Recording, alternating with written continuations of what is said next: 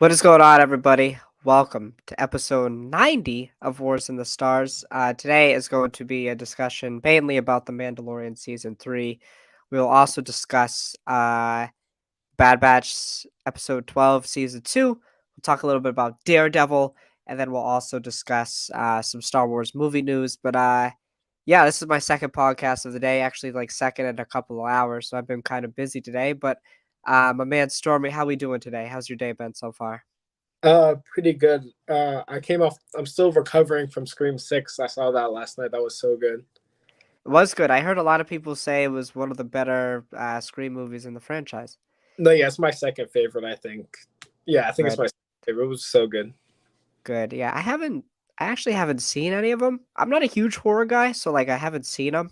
Mhm. Um, I might have to go see them, but like, yeah, that's a good thing. That was good. I've heard some really positive reviews about it. I was gonna go see Creed 3 this week, but I haven't yet. So, Mhm. I gotta go see that, and then I might go watch Shazam. Is Shazam what next week? Oh, you This decide you're week? gonna see it? I might see it. I don't know. It depends. I If I said you have should time. wait for reviews and see if reviews are good. I think you should go see if reviews are like, oh, this is just like it's alright. Like I wouldn't waste my time on it. Yeah, my thing is though, it's like it's not. It's like even like the head of this, like James Gunn isn't even like barely promoting it. It's like, Yeah. and it's really not gonna matter within like a couple of years. So it's like whatever. Um, yeah. I mean, I might go see it. But yeah. Let's get right into it, I guess. What did you think about The Mandalorian Season 3, Episode number 2, The Mines of Mandalore? Yeah, I thought it was another good Mando episode. Kind of, it's not like it's like last week where it's a good Mando episode, but it's not top 10. Like it's not top 10 in there, but it was really entertaining. Bo-Katan, of course, she like stole the show that episode. She was really cool, and I liked how she kind of like handled the dark saber with ease compared to Din, who's like picking up like an 80-pound sword. That was so cool. Yeah, I agree with you. I've seen a lot of people say, and again, we can all be victims of recency bias at some points, but like I've seen a lot of people say it's one of the better Mando episodes. I didn't feel that way. I thought the episode was really good and it introduced a lot of lore to Mandalore. It was cool to see like Sundari, I guess again. Yeah, Sundari just destroyed. I was cool to see Mandalore in live action, like in the present time of the show itself, not in flashback sequences, yeah, like with the Book of Boba Fett or anything of like that. And I'm glad they got straight to the point. Overall, like a really good episode in my opinion.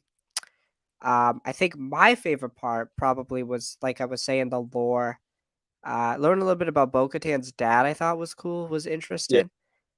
I learned Bo-Katan's kind of her thoughts on like Mandalore and kind of her being overcome with emotions, right? Because I mean, like obviously Din's a Mandalorian, but like he doesn't have that connection to the home world that we know Bo-Katan has with her being obviously the leader for a couple of years, and then obviously her throughout the Clone Wars having her sister be the leader of the planet, and her like seeing a mythosaur was more obviously more impactful to her, right? Because that's a folklore thing that she lived on that planet. She didn't even think those were real. So I yeah. thought that was really cool. Episode. Yeah, yeah, that was really cool. I guess yeah. What was like a real highlight for you? I guess. I like that. I don't know, like so this kind of like within the last episode with like the seaweed pirate captain thing. I don't know what that was, but I like this. Like that, it's the same thing with like this droid eyeball thing. I really like that thing. I don't know what the heck it is, but like it's cool looking and it's like it's so unique and zany, and that's what I like to see from Star Wars. Yeah, I totally agree with that. I was like very confused, and because I like stuff like even the I don't know what they call them, like annelids or something like that.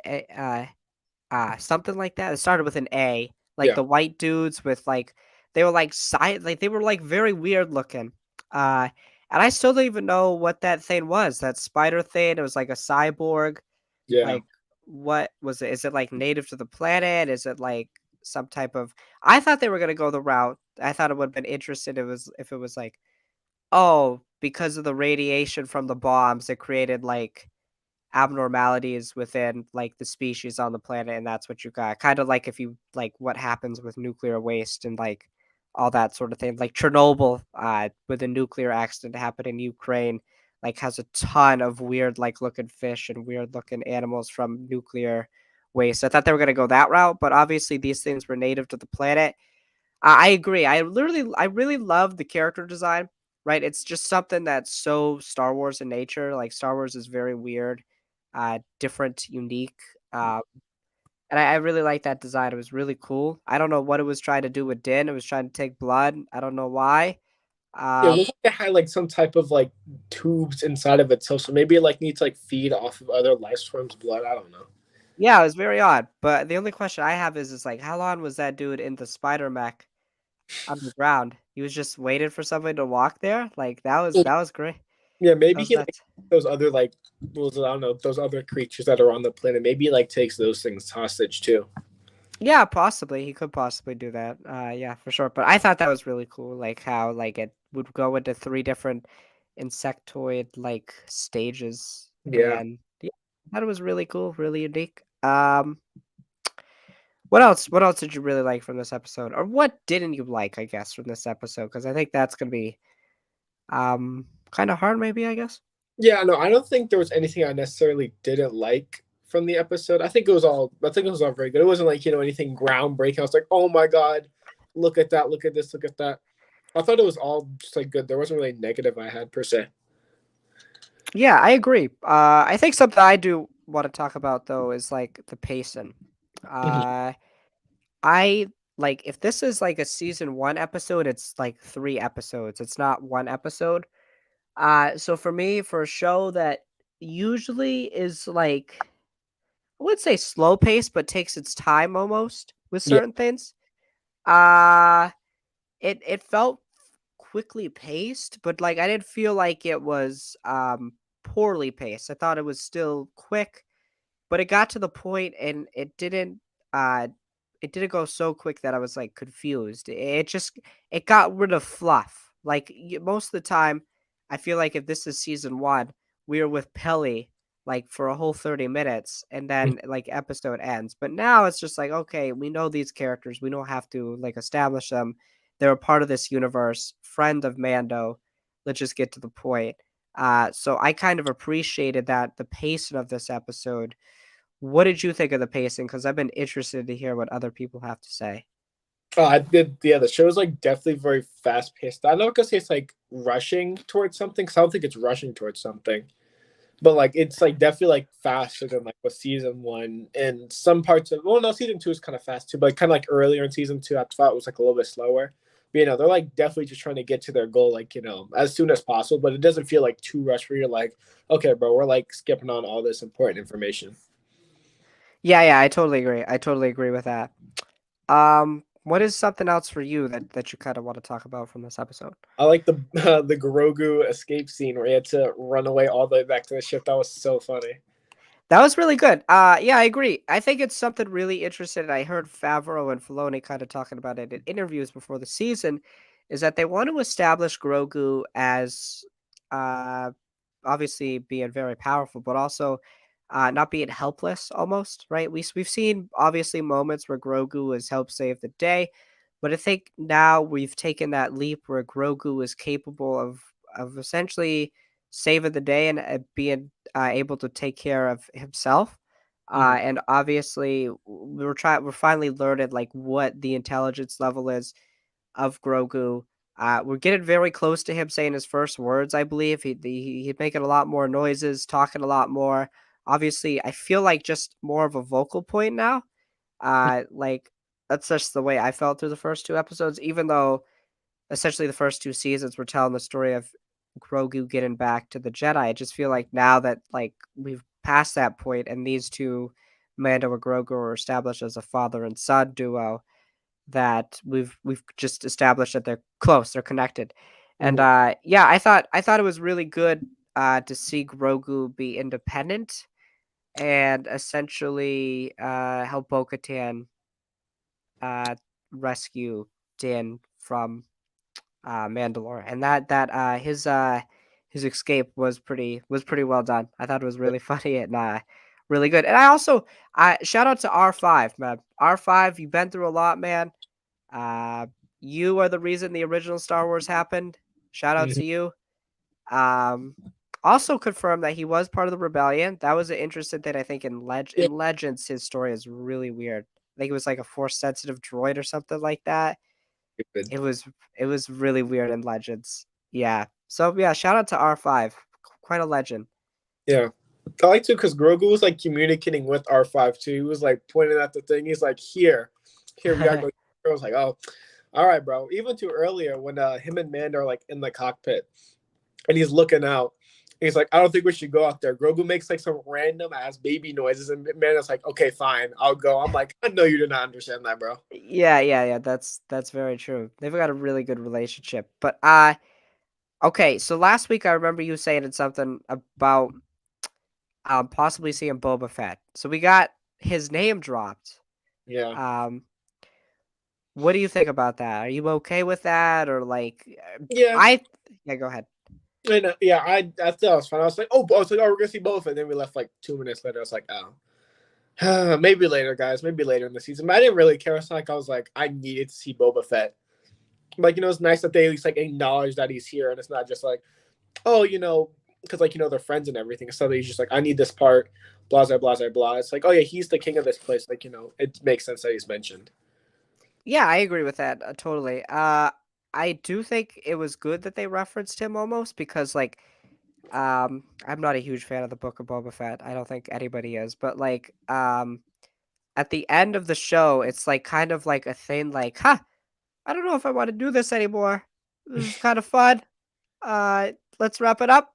Uh, so like, them referencing him and him like still being the especially essentially the mob boss of Mos Espa, and probably I think where they're gonna go with him, or I don't know where they're gonna go with that character is like the mob boss of essentially the entirety of Tatooine, and then probably in the future like the crime lord of the galaxy.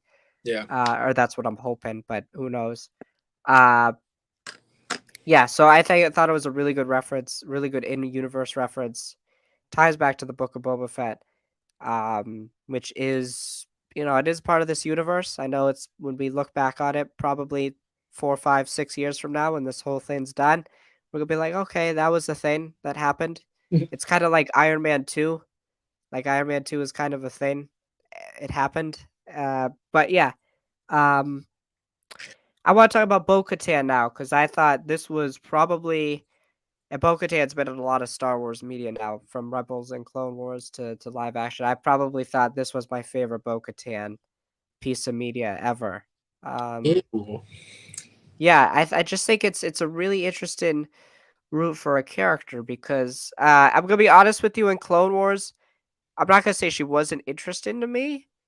But like there were other Mandalorians that were far more interesting, like from uh Pre Vizsla to like The teen. Satine, all that sort of thing. That was more interesting to me. She didn't get really interested until we found out, oh, she's Satine's sister. Yeah. Um, Rebels, I was more interested in seeing her than Sabine, obviously, because it was a known character, but still not massive. But this episode, to me, I think this is such an interesting arc for the characters. Like somebody who was so enamored with Mandalore, somebody who has been a part of essentially everything, Death Watch, the royal family, uh, somebody who's completely lost hope, right? Just throughout this time, like lost everything, literally lost her people, and she holds that. And then her desperately in season 2 trying to regain that power, and then her losing that again. She's always to me, deep down, I think she wants to reunite Mandalore, but her big motive to me is that she's lustful. She lusts for power. I think that's just a big thing for her. Hmm. And I think that's just because of the royalty she was once a part of. But I think this is a very interesting thing for her now. She's kind of disassociated herself with, she still considers herself a Mandalorian, but that's kind of folklore to her now. It's gone. It's a thing of the past. But her seeing the mythosaur, I think was a big moment for her. and a big development moment. And we haven't even seen how that's going to fully play out. But she's like even reluctant to help Din out. And Din's obviously a part of a different creed and stuff, but she's like, you're stupid for doing this. It's like nobody cares. It's over. So I think this was a really good episode for her to establish her as, again, a badass, but also for her development as somebody who has gone from hopeless to hopeful and who needs to be an integral part in the reclamation of Mandalore going forward. So I want to hear what you think about Bo-Katan in this episode. Yeah, she had probably like her set my second favorite Bo-Katan moment in the episode when she was fighting that creature. That's probably my second favorite thing. But like what I really liked is like you hear Bo-Katan's voice and everything. Kay Sackhoff's been doing this voice for like 10 years, but like seeing like her like like her coming to live action like her like just like physical acting, I thought it brought like a lot more like just personality and character to the role. Like it was just so much better. Like Katie Sackhoff can actually act like really, really well. And so I was impressed like with that part of her character, especially because she could take off the helmet and emote more than like, something like Din can. So I thought that was like really cool, like, how we can like how I feel like she just had like how it's more like personal kind of in live action. Not trying to diss animation or anything. But I think it was just more personal and everything and how what's the word? And just like Katie Sackhoff's performance really just gave me like a new appreciation for the character. Yeah, I totally agree with that. It's a very interesting thing when we talk about taking these Filoni and Lucas animated characters into live action. It was a big discussion for a long time when these shows were announced and we were getting to Mando 2. It's like, um, do you take the animated uh voices into live action? I think it's just a case by case basis, right? If the animated voices, if they can act in live action, yes. But if they're not good live action actors, no. Uh, but when you're able to bring them from the animated space to live action, you could see where they excel. Katie Sackhoff is a very good actress, and she's been fantastic as Bo-Katan in live action. It heightens the experience because they don't just they look like the character, but also they act. They have the same mannerisms. But it's also like when we look at Rosario Dawson, I don't feel any differently when I see Rosario Dawson in live action than I do with Clone Wars or Rebels Ahsoka. Like it's just Rosario's done a good enough job to elevate that character from the animated version to now how she portrays it in live action. I don't see a huge difference. So I think Sackhoff's did a great job. I agree with you. Her with the dark saber was pretty badass. Yeah. Now my thing is like I don't know exactly how this whole thing with the dark saber works because we didn't see Bo-Katan really train with it. I don't know if it's a type of thing if like like lightsabers like essentially it's very vague in canon. Like they almost like speak to you. They're personalized to you. Yeah. Uh the dark saber we've seen Sabine kind of struggle with it. We've seen Bo-Katan in limited action not struggle with it. Uh Pre Vizsla really didn't struggle with it. And Maul obviously didn't struggle with it. Do you think it's a type of thing where obviously like the lightsaber, I'm not saying it's a sentinel being, but like the lightsaber can almost like sense if the person feels worthy or they are worthy of it, the weapon. Yeah. Yeah, so I kind of have like two theories on this. One, like, because people are like, "Oh, how's Bo-Katan able to use it so easily?" I think it's because she used this thing for like 4 years because she fought Moff Gideon with it. Like she was able to use it, and like she lost. That's why like she doesn't have it anymore. So she obviously had to use the dark saber to lose the dark saber. So she's already had like experience using the weapon. So I think that's why like she's like she can move with it so easily and it's like natural to her. And the second thing that's what I hope is that Din isn't worthy to rule Mandalore. So the dark saber's like, no, no, no, no, no.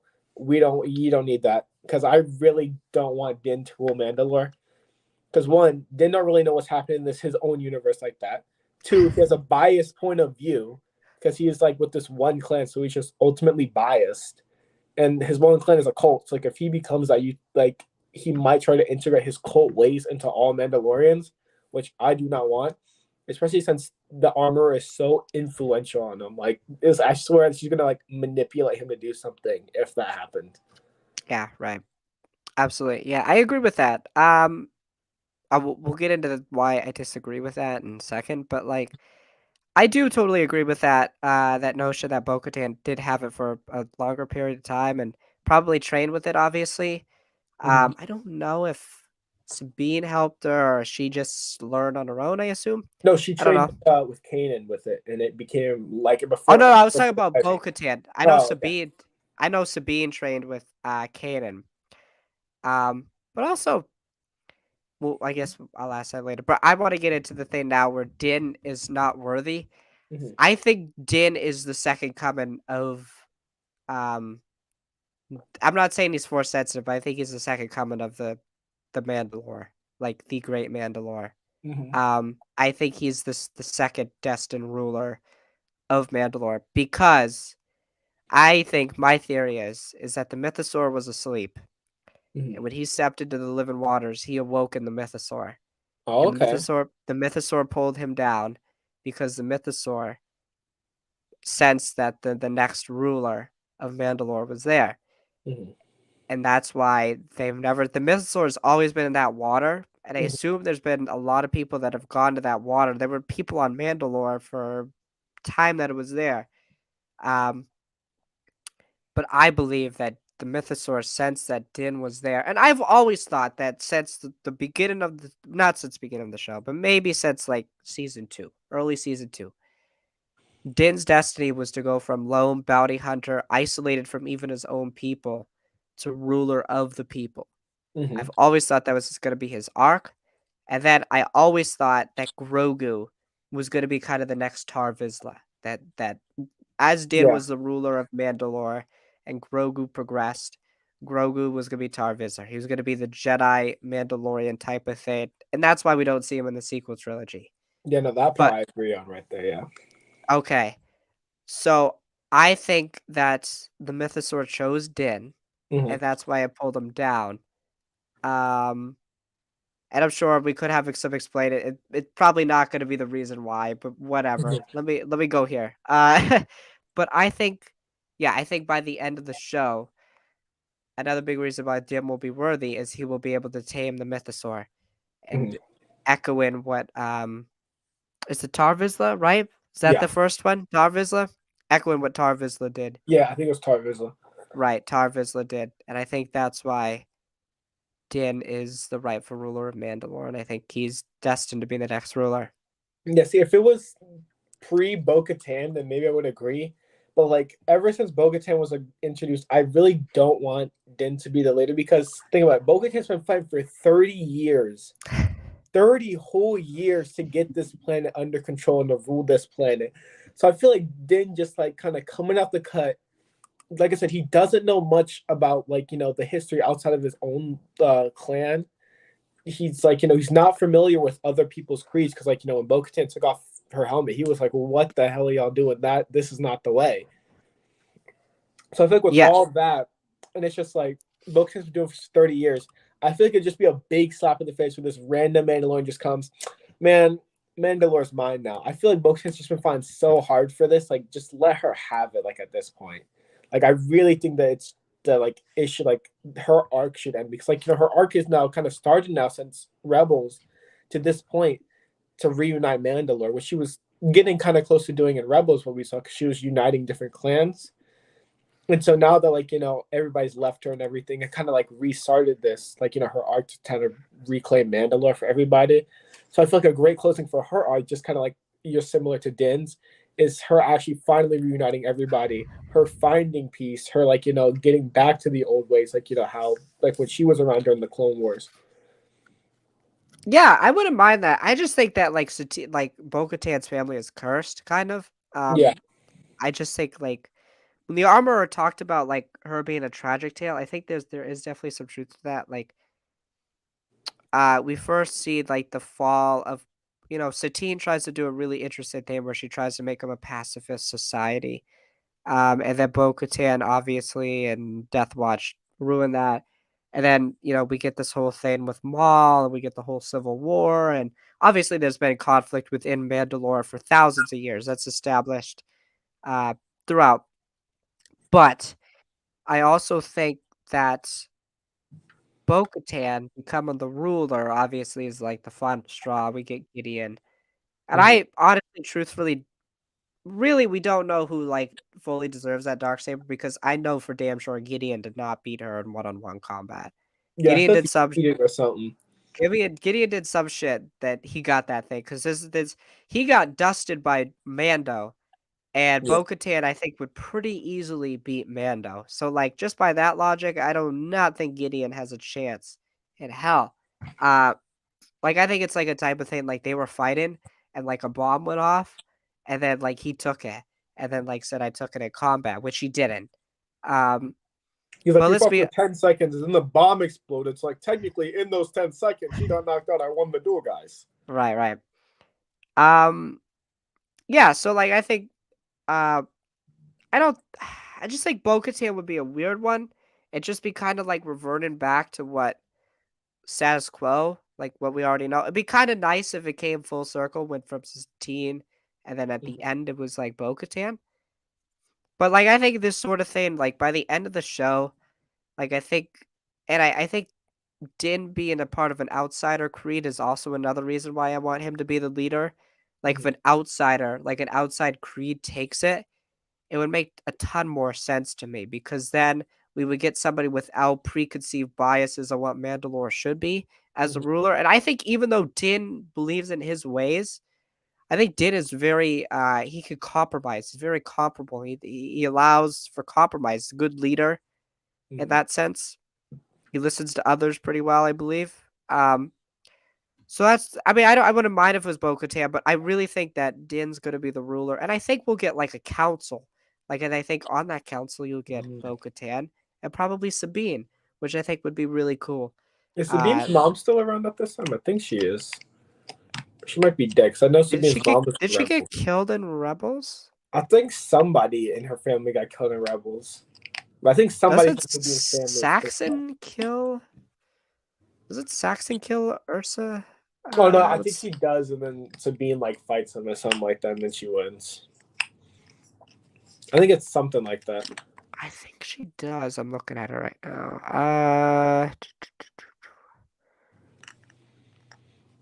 Uh, yeah, I think she does die. Skip by what? Uh, why does it not say? What the heck? Is Uh,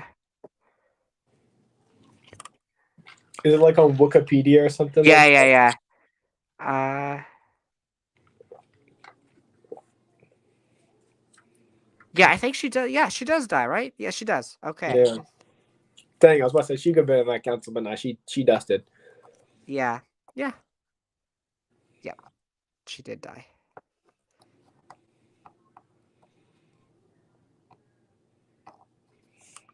Yeah.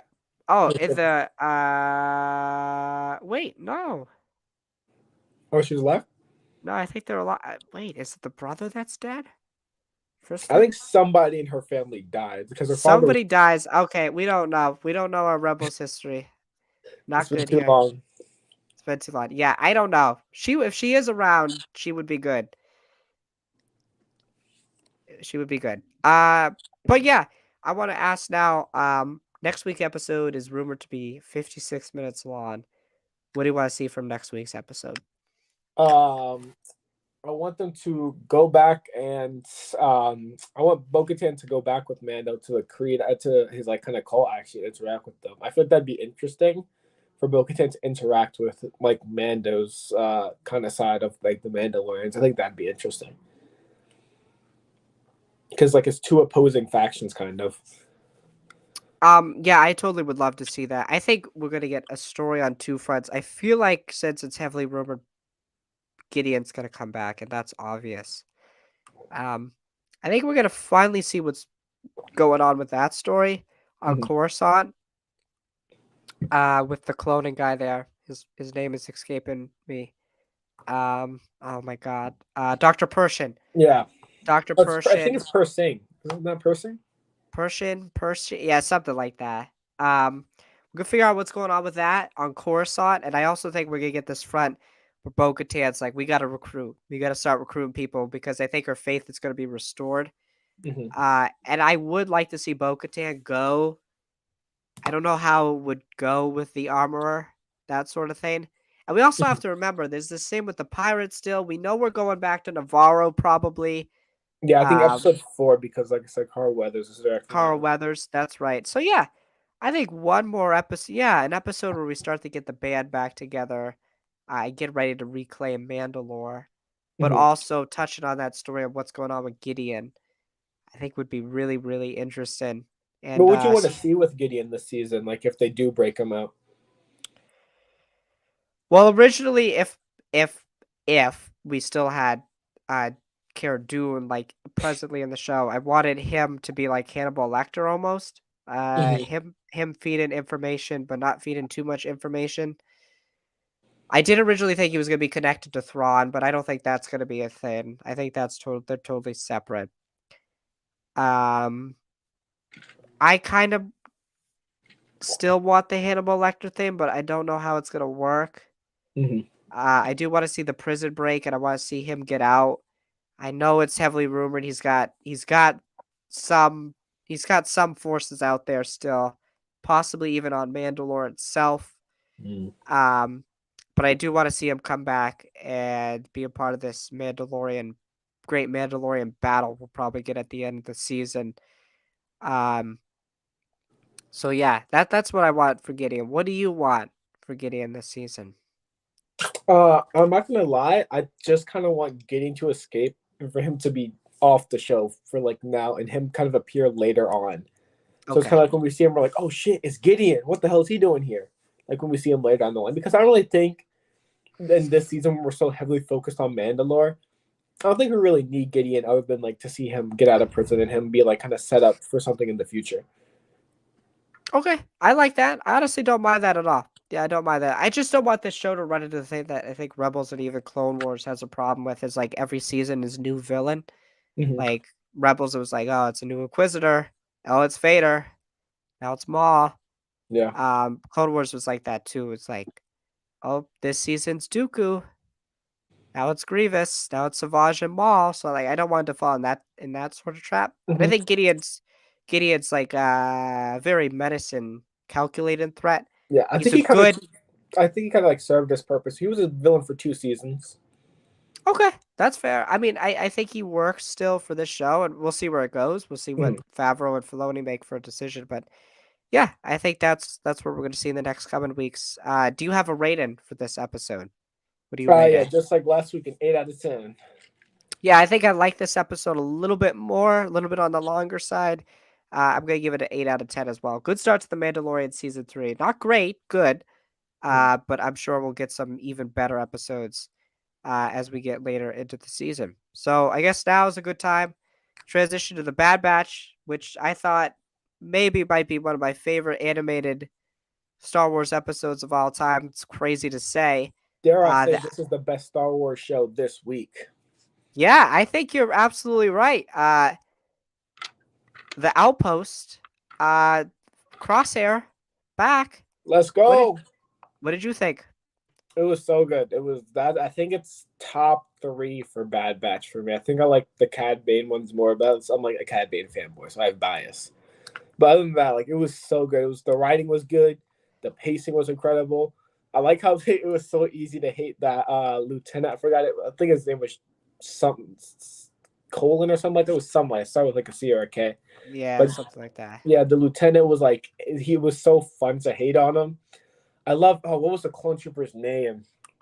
Oh, I forgot it. Oh, I forgot that clone trooper's name, but the one who was on the ice planet with Din, he was. I loved him so much. I was sad when he died. Yeah, yeah. I Mayhem or May Yeah, right? Mayday, Mayday, Mayday. Mayday. There we go, Mayday. Yeah, I 100% agree. This episode was very like fantastic. It reminded me of those great Clone Wars one-off episodes that were just like, what did I just watch? They're so good. Hmm. Um, it does again, an integral part of why the Clone Wars was great was the clones itself, and that's so self-explanatory. Obviously, like if you think of the best Clone Wars arc, you actually think of Umbara. You think of the Order 66 stuff with fives. Like their clones are integral parts of those stories.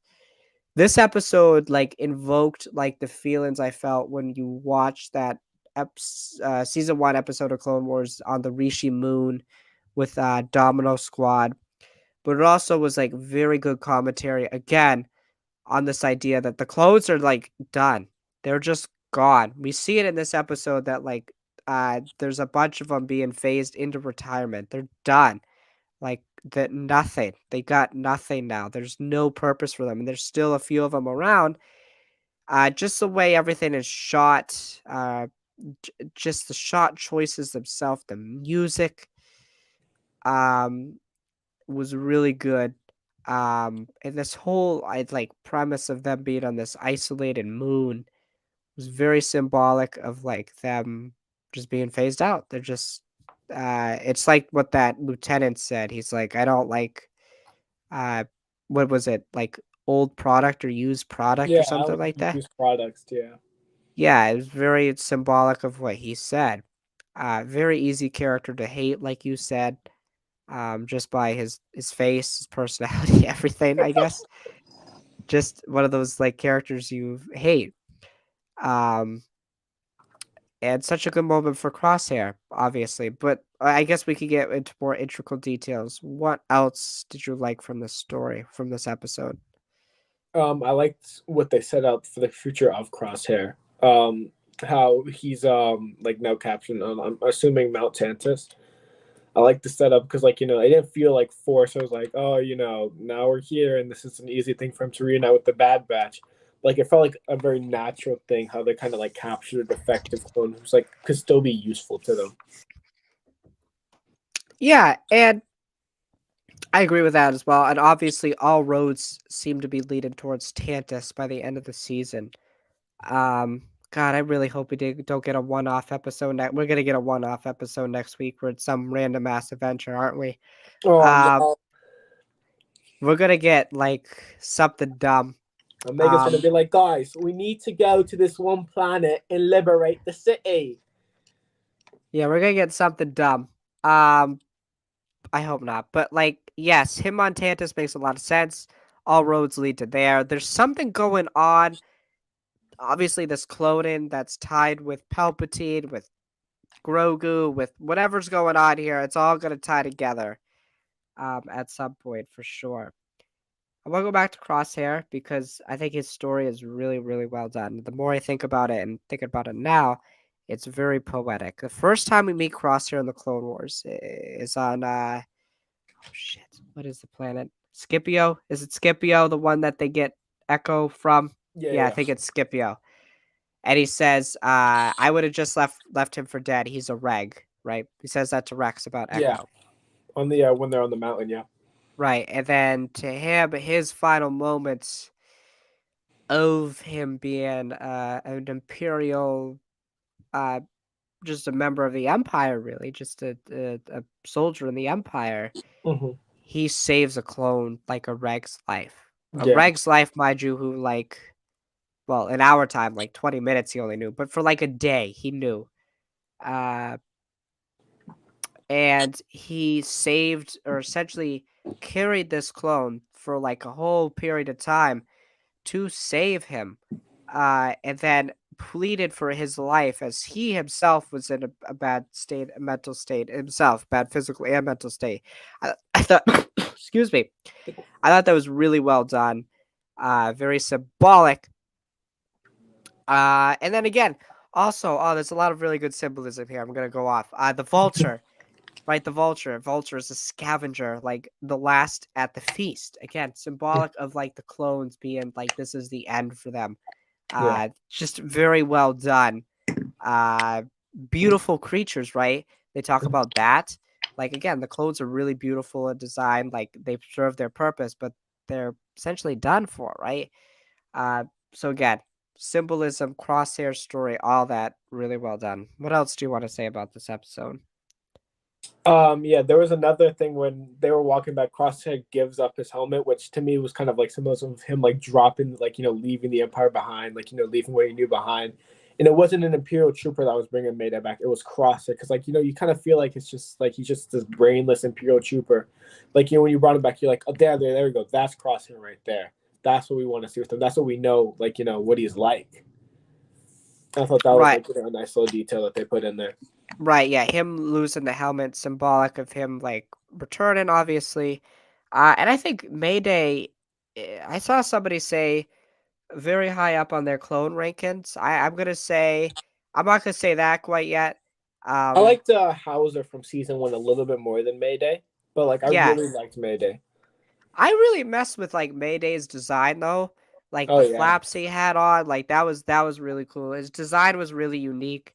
And again, symbolic of, like, them, like, just being shattered by a whole entire war and then them not understanding their purpose. I think the show is just as the successor to the spiritual successor to Clone Wars, I think it's done a very fantastic job of, like, closing out the stories for these characters that we saw, uh, and we feel sympathy for these characters even though they're on the wrong side now.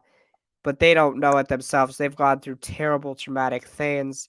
They killed the people that they cared about, the Jedi, obviously, not to their part, they were controlled. Um, and it was really good to see that closure, right? Because when we talked about the clones transitioning into stormtroopers for a long time, we're like, okay, whatever. But then you got the Clone Wars, and you grew attachments with these characters, and then once the Clone Wars ended, we wanted to see that story. How did this all play out? Because we saw how pure-hearted these characters were. Most of them, did they turn out to all be Imperial? And we're starting to see like that disenfranchisement with the Empire, and again, I still think all roads lead to Tantus, and I think still all roads lead to an eventual clone uprising that ends in most of their deaths. But yeah, I want to hear, what else do you think from this episode, and what do you think? What do you think? What do we think we're gonna see moving forward? yeah. I just want to touch on two more things on this episode real quick. I liked the whole goal to get to the crates.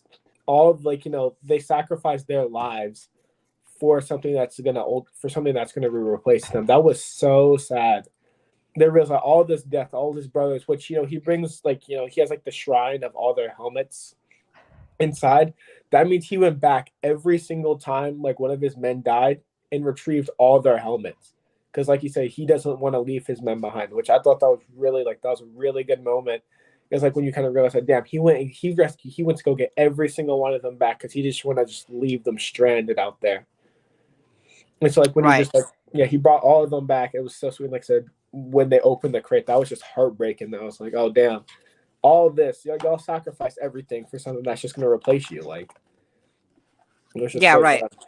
Yeah. Absolutely, I agree with that. And there was something else you wanted to say. I think a couple. Did you said a couple things? Yeah, no, Was there those were the something? two things. Yeah, the helmets Okay. and them being replaced. But as far as where I want to see it go, I want another crosshair focus episode next week. I kind of wanted to like kind of introduce us to how the facility is working and what they're focusing on doing in the facility. So like what's the origins of the facility? What are they doing there? What is like kind of like the key like players in this? What does like was it her name Lama say, or who's the one that's alive right now, the Kamino? And I forgot her name. Nala Se is the scientist. Yeah. Lama So Su like is I the prime minister. yeah. So I want to see like their parts of play and what they're ultimately doing. And I think by the end they'll have like a tease that'll show like the Bad Batch. They'll be like, oh my gosh, don't know that this is going on here. And then Omega's gonna be like, we have to go help them, God, the Bad Batch. We have to go help them. And I think they'll call in Rex so Echo can come back because Echo gonna kind of tease would come back eventually, and they Right. all infiltrate this base. And then we ultimately find out what happens in the finale. They rescue Crosshair. Crosshair's back with the group. Yeah, I think that would be really interesting. So the last episode, I believe, is called Plan 99. And obviously they want to get Omega, right? We know that the clone or the new genetic scientist wants to get Omega. So this is all very interesting. All roads obviously lead to Tantus. My thing is like, I don't know, like, I guess you can end the show on this, because I feel like there's so much to wrap up in 4 episodes. Kind of this whole thing with Sid. What's Mhm. going on with Sid? Right? Sid knows a lot about him. Is Sid gonna rat him out to somebody? I think Sid Oh, could rat them out. That's how they end up capturing Omega. And Omega and Crosshair are at the same facility, and the Bad Batch goes to rescue Omega, but then they learn that Crosshair is also there. okay. I think that's a really good thing. I wouldn't mind if the show ended with what's going on Tantus. We figure out. I don't I think the don't know. show could end that way because, like, if Crosshair comes back, that'd be so sad. Like, we ended the show basically where we began. Like, oh, we're Right. back to normal now. But then again, Right. I don't think the show's gonna get renewed for a third season. I don't know. I mean, I think it's been. I think you would agree. I think this season's been a lot better than the first season. So Mhm. like, um, I don't know. I think it's a very weird spot that they're in. With it, I personally really love the back half of this season. It's grown up. It's matured. It's done what like the Clone Wars did really well and Rebels did really well. I think it's actually gotten better quicker than Clone Wars and Rebels did. It took a really long time for me to start to say, "Hey, Rebels, there you go." It took me a really long time to say, "Hey, Clone Wars, hey, hey, hey." The Bad Batch, it took a lot shorter of time, and I think that should happen, right? This is your third animated show, or Yeah, it fourth took you like technically. 3.5 seasons to fall in love with Clone Wars, and like 3 seasons, in my opinion, to fall in love with Rebels. I know people didn't really get into Rebels till like halfway to season 3 or season 4, but I liked it in season 3. Yeah, yeah, I agree with that. I tend to agree with that. Yeah, so yeah, I think we agree it's all gonna lead to Tantus. Something with Omega, something with Crosshair. I agree. I want more Crosshair centric stuff, but also we got what's going on with Cody. We don't know what's going on with him. It's been a while. I feel like it's Uh, gonna sh- be like with Hauser, where they kind of just like, oh, he's out there somewhere, guys. Where? We don't know, but he's out there. I would really love if the Bad Batch and Rex and Echo got like a big clone uprising to Tantus, and it was a big final battle that resulted in obviously the destruction of Tantus, but also like the destruction of a lot of clones. And even like Echo. I feel like somebody has to die. Echo has to Actually, die.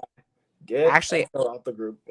I wouldn't mind if it was Wrecker Oh yeah, because right. I don't care about you. because he's had no development. Like his character has not had development in since like the early part of season 1. I'm pretty sure like some of his only development is him not being afraid of heights or as afraid of heights as he used to. That's Yes. like his biggest piece of I'm gonna development. be honest. I like until now totally forgot he was a character. Like 100%. He is like just there sometimes. It's bad. I don't Yeah. know. What is it with like these large dudes like Hulk and them not having interesting character arcs? They're very archetype characters, so I know it's difficult, but come on.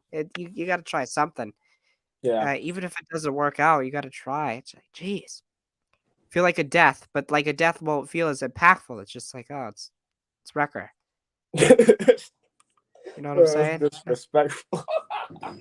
I mean, it is, but it's true, right? No, I mean, yeah, I'm not saying you're wrong. it's true. Do you got anything else to say about the Bad Batch this week and where we go moving forward? No, like I said, good episode. I'd probably give it like a 9.5 out of 10 for this one. Yeah, I agree. I'm gonna give it a 9.5 out of 10 as well. Very good episode.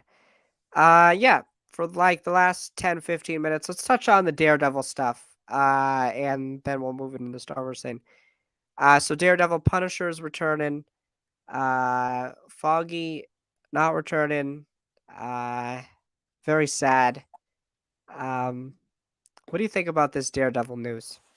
Look, see, I'm a self-proclaimed top 5 Daredevil fan of all time. I give myself that role. When I heard Punisher coming back, I was like, oh my god, let's go. Because I was going to see Creed. I was scrolling on Twitter, so I was like, oh my god, Punisher's back. And I scroll up one more tweet. Foggy and Karen aren't going to be a part of Daredevil Born Again. I'm like, so did they just like use the Punisher news to like soften the blow that Foggy and Karen aren't coming back? Like, I swear that's what they did. Like, they used Punisher to be like, guys, don't look at Foggy and Karen. Look, guys, we have Punishers coming back. It's like, how are you gonna do in 18? Karen isn't as important as Foggy. I like Karen more as a character personally, like slightly better. Her and Foggy are close, but Foggy is way more important to Daredevil than Karen. Like, it's Nelson and Murdoch. not Matthew Murdock Enterprises. Like it's literally like their code. Even as She-Hulk, he said that he worked with a partner. And if they Right. recast, I'm gonna be so mad because the person who played Foggy was so good in the role. I literally can't imagine anybody else in the role. They're gonna bring John Favreau back to play Foggy again. Like, oh my god. Uh, no, I agree with that, tenfold, honestly. So again, it lends credence to the idea that this is like a soft reboot, that this is not the Daredevil from the Daredevil Netflix universe. I think you would agree with that. I know a lot of people were like heavily I don't know if you were on this side, but a lot of people were heavily arguing it's the same Daredevil. I'm like, that just cannot work. I still don't know because like they played the dude's theme inside of She-Hulk. How you playing the Netflix theme, but Netflix isn't canon? With like, yeah, with just like everything. Yeah, it's very weird because then it's also like with Fisk, it's like it's kind of established that Fisk has been around, Yeah, right? So it's like with Kingpin, it's just like, okay, so that would mean Daredevil, like, but I don't think I think it's a soft reboot. I think this is what I think. I think a lot of the same events have happened in Daredevil's life. I think it's just a different variant. yeah. And I think even Murdoch, Did you see the news that dropped today too about what's her name, Vanessa? yes, this is gonna be a new actress Yeah, she playing her, got right? recast too. Oh my god. Mm. Yeah. Again, another very iconic scene. Uh Probably my favorite That's my Marvel scene. favorite scene in fiction. Fiction is the I beat you scene. I can reenact that thing like just like perfectly. That's It's such a like great scene. at least the actress I've heard some of her work and it's like apparently it's pretty good. So I'll put trust in that. And it's not like Vanessa's like the girl played was like the best actress of all time, but like it's still disappointing. Like oh damn, this really isn't the Daredevil we knew fully. At least not like yeah, just like not fully. Yeah, yeah, I agree with that.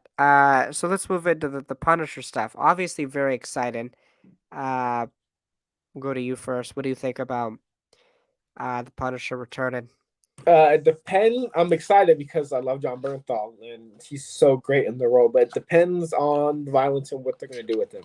I'm feeling the show is going to be PG-13 or TV-14. I think is what it is. I don't think it's going to be a mature show. And even John Bernthal himself said he wouldn't come back unless the Punisher was mature, like made for a mature audience. So that kind of gives me hope because like he said that.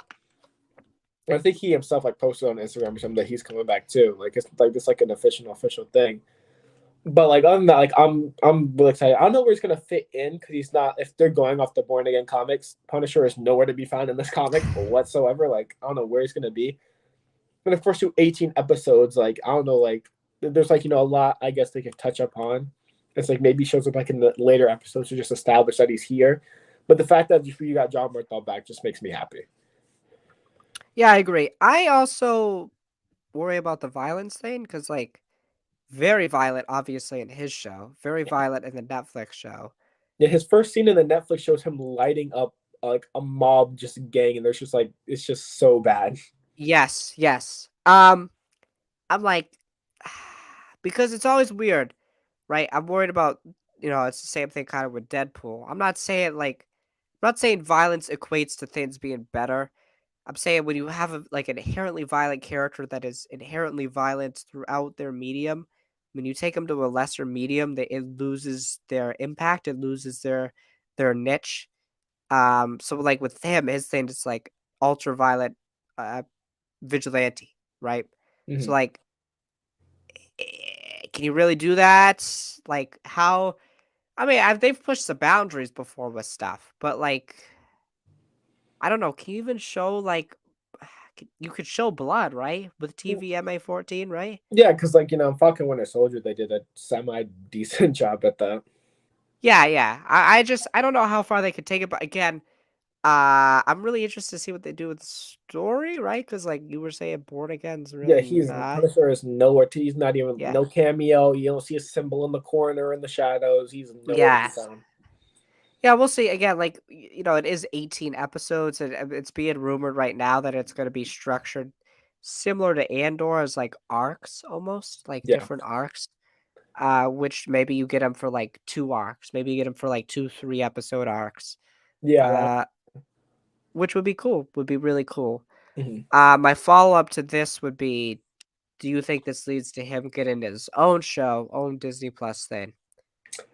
Um, I don't know, because if it did, it'd be very once again very different to like his own show. The thing is, too, Karen was was a big part of his show. Their relationship was like a big thing, and so now they're just like it seems like they're trashing Karen. So also like you have to take that into account. I don't think he'll get his own show. I think it's kind of just to establish that Punisher's in the universe. So they can use him for other projects, Yeah, I totally agree with that. I just don't think I don't especially think with how it's crowded Marvel is too. yeah, I mean, we're here that they want to space stuff out, but like, how do you space stuff out when you have this much stuff? It feels like we're not gonna get Secret Wars to like 2030 now, but like, yeah, I just there's too much stuff, and if he's only gonna be in a couple of arcs, I think I'm okay with him, being there for a couple arcs, like I was saying, but not having his own show. I think that would be the best thing that they could do. So yeah, Yeah, that's I'm that's how I kind of feel about that. I'm just happy he is not recast along with Foggy Karen. The big thing though for me with Daredevil is if they recast Bullseye, who was played by I think it's Winston Bertha or something like that. It's some like outlandish name that guy has. But like that's like that performance. I like him more than Kingpin Bullseye. If they recast that character, I low key might not watch the show. That's my one make or break because I love that character so much. So even if Punisher's in it, if Karen and Foggy's in it, like I'm very scared who's gonna get recast next. Like is Electra gonna get recast next? Um, are they gonna try to do like something with Stick? I think he died in Defenders. I didn't watch Defenders because I heard it was bad. But I think he died in Defenders. So I wonder what they're gonna do with all these other characters now. Possibly Jessica Jones even maybe, like Yeah, those type of characters. Yeah. Yeah, for sure. I get that. I get that sentiment for sure. Do you got anything else to say? I know that's all for me. Yeah, yeah, I tend to agree with all that. Very interesting and kind of concerning in some aspects, for sure. But obviously, very excited that the Punisher is going to make a return. Okay, last topic. Rogue Squadron and Kevin Feige's Star Wars movie are not happening. Um, I'll start. I guess Lucasfilm does not know what they're doing still. They do a very bad job with this type of stuff. They hyped this movie up. They hyped Patty Jenkins' movie to come out actually this year. We should have been seeing this movie. We should have had a trailer already. But it's not happening. And they've said zero. If you go back to that Disney Investor Day, and I know I'm going to sound angry because I actually am frustrated. This company does this all the time. They take 3 steps forward and then they take 4 steps backwards. It's very frustrating. They announced like Lando, like a droid story, Rangers, Oh my god, I Taika, totally forgot about a droid story. Oh my god, I haven't thought about that in 2 years. like they announced like 10 projects and we're not going to see half of them don't exist. This is a thing that I heard rumored is that they take pitches for stories. And this is rumor. I'm not saying this is fact. They take pitches for stories, they approve them, and then they like don't vet the whole thing through. Like they heard Patty's pitch for this, and I think Rogue Squadron would have been really interesting, especially after the success of Top Gun 2, like a space pilot movie. That Mhm. would have been really cool. And then it did creative differences. It's just Ryan Johnson's trilogy, Benioff and Wise, Lord and Miller, Gareth Edward. Like how much do you want to go? Like J.D. Dillard. Like it's just like an endless list of movies that were supposed to happen that just never happened. Colin Trevorrow. Like, do you want me to keep going? This company is very frustrated, and this is Yeah. ridiculous. And I don't know if we're gonna get a 2025 Star Wars movie. I don't know. Taika's movie is like, what's going on? I think they're gonna I try don't to know. move Avatar up to take Rogue Squadron's spot this year. Like that's how bad it's gonna be. Cause a Star Wars movie is still scheduled to come out this year, which like we know that ain't happening. Yeah, I think they actually moved it off of the docket finally the Oh, they did. last Okay. time or 2 times ago. Yeah, they moved it off the docket.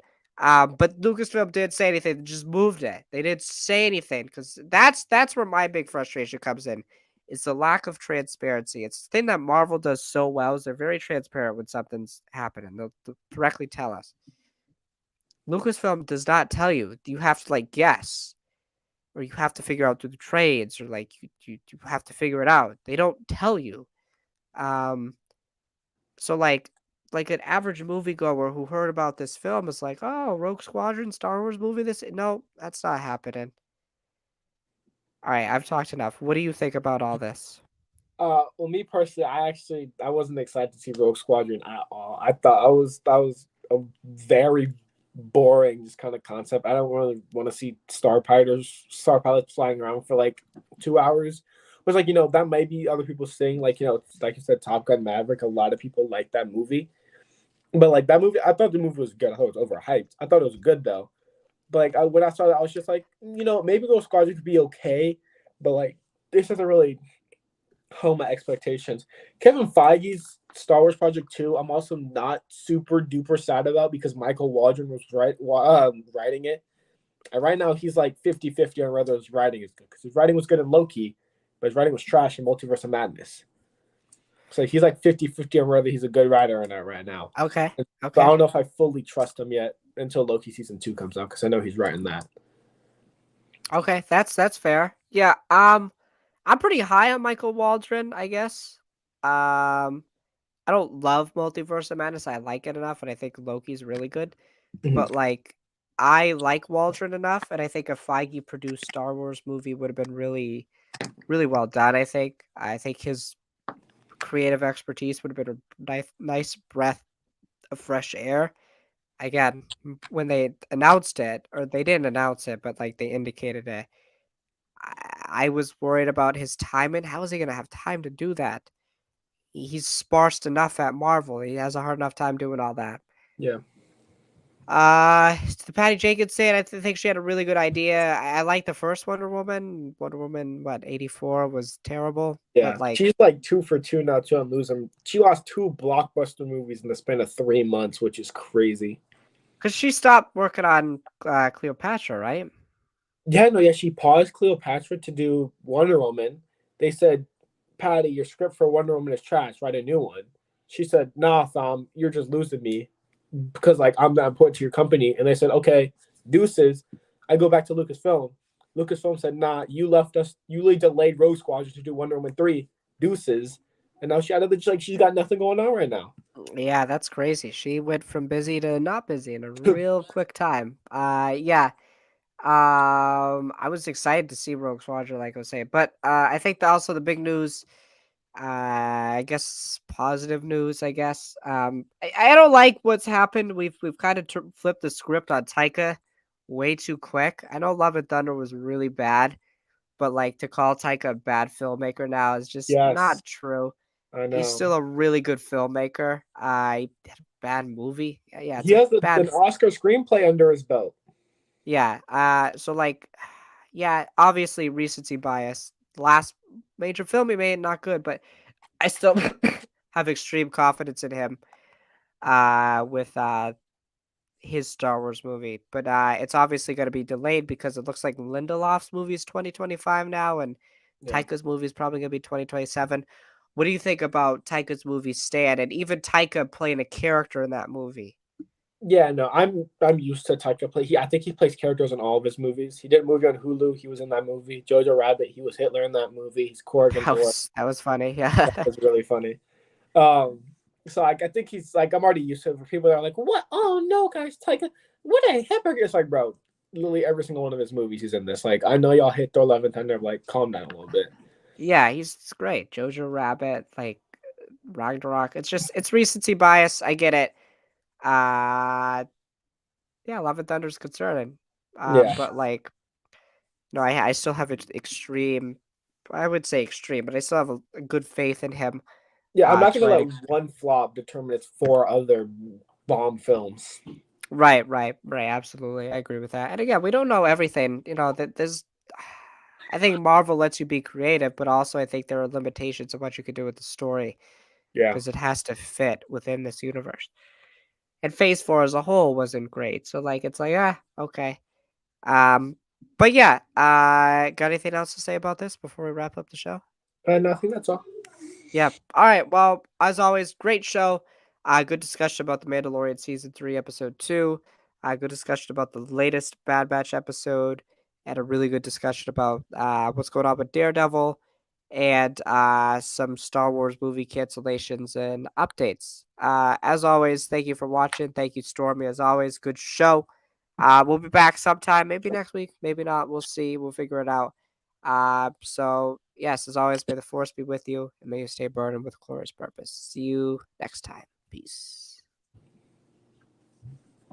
Okay.